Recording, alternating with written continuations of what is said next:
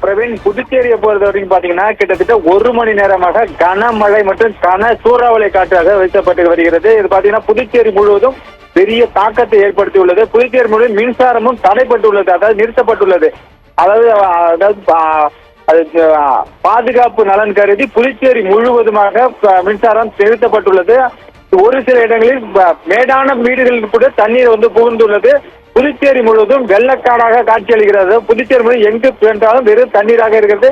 காற்று மழையும் மாறி மாறி வீசி வருகிறது. புதுச்சேரியில் மக்கள் வெளியிலே செல்லக்கூடாதுன்னு அரசு அறிவித்திருந்தாலும் ஒரு சிலர் இதையும் மீறி வெளியில அவர்கள் போலீசார் எச்சரிக்கை அனுப்பவும் செய்கிறார்கள். புதுச்சேரியில நேரு வீதி, புசி வீதி உள்ளிட்ட மிஷன் வீதி உள்ளிட்ட பகுதியில் கனமழையும் பெய்து வருகிறது. அங்காலே முட்டி அளவு தண்ணீர் நிற்கிறது.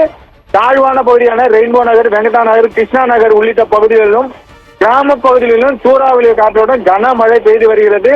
பிரவீன், அதே மாதிரி பாத்தீங்கன்னா புதுச்சேரி அரசு மழை நின்ற பிறகு தண்ணீர் வடிவதற்கான அனைத்து ஏற்பாடுகளும் தயார் நிலையில் செய்ய இருப்பதாக தெரிவித்திருக்காங்க. தேசிய பேரிடர் மீட்பு குழுவினரும் தயார் நிலையில் இருக்காங்க.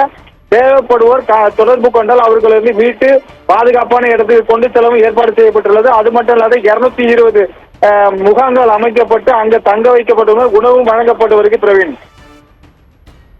தற்போது நேரம் என்பது 11:30 இருக்கக்கூடிய இந்த நிலையில மக்கள் நடமாட்டம் பெரும்பான்மையாக இருக்காது அப்படின்னு எதிர்பார்க்கலாம். இருந்தாலும் நீங்க கூறியபடி கடந்த 1 மணி நேரமாக புதுச்சேரியில மழையினுடைய அளவும் காற்றின் வேகம் அதிகமாக இருக்கிறது.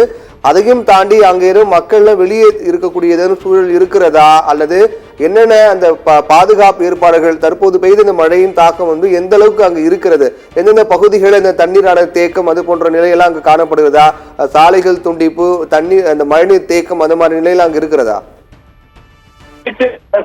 தயார் நிலையில் வைக்கப்பட்டுள்ள போலீசார் கடற்கரை பகுதிகள் பொதுமக்களை அதாவது தடுத்து நிறுத்தியுள்ளனர். அவங்க யாருமே செல்ல முடியாத அளவுக்கு போலீஸ் பாதுகாப்பு போடப்பட்டுள்ளது. இருந்தாலும் ஒரு சில கடைகள் திறந்து, அதாவது 90% கடைகள் மூடப்பட்டு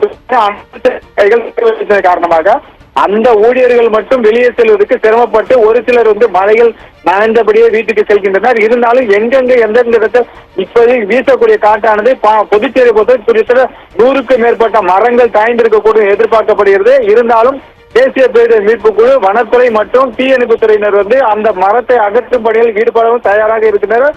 இருந்தாலும் மழை விட்ட பிறகுதான் எதுவுமே செய்ய முடியும் என்றால் புதுச்சேரியில தயார் நிலை அரசும் இருக்கிறது. பிரவீன், ஜெயக்குமார், சரியா இந்த மரக்காணம் அருகே தான் இந்த பெஞ்சன் புயல் என்பது கரையை கடக்கின்றது. இன்னும் சற்று நேரத்தில் முழுமையாக கடந்து போக இருக்கின்றது.